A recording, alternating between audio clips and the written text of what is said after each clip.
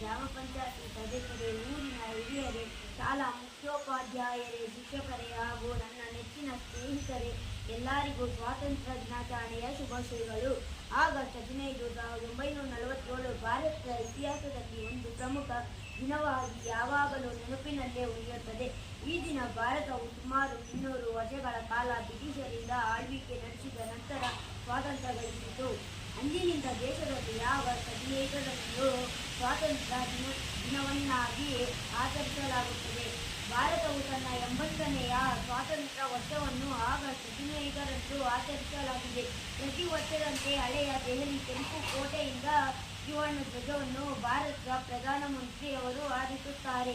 ಈ ದಿನದ ಹಿಂದೆ ಭಾರತದ ಸ್ವಾತಂತ್ರ್ಯಕ್ಕಾಗಿ ಹೋರಾಡಿದ ಎಲ್ಲ ಮಹಾನ್ ನಾಯಕರಿಗೆ ನಾಯಕರು ಗೌರವ ಸಲ್ಲಿಸುತ್ತಾರೆ.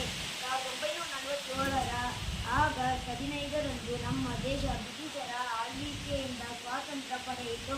ಭಗತ್ ಸಿಂಗ್, ಮಹಾತ್ಮ ಗಾಂಧೀಜಿ, ರಾಣಿ ಲಕ್ಷ್ಮೀಬಾಯಿ, ಬಾಲ ಗಂಗಾಧರ್ ತಿಲಕ್, ಜವಾಹರಲಾಲ್ ನೆಹರು ಮುಂತಾದ ಸ್ವಾತಂತ್ರ್ಯ ಹೋರಾಟಗಾರರು ಹೀಗೆ ಪಟ್ಟಿ ಬೆಳೆಯುತ್ತಲೇ ಹೋಗುತ್ತದೆ.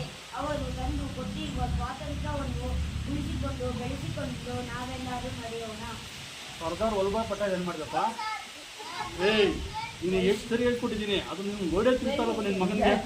ಸರ್ದಾರ್ ವಲ್ಲಭಾಯ್ ಪಟೇಲ್ ನಿನ್ನೆ ಪ್ರಾಕ್ಟೀಸ್ ಮಾಡ್ತೀನಿ ನೋಡಿ ಬಿಟ್ಟೇ ಬಂದ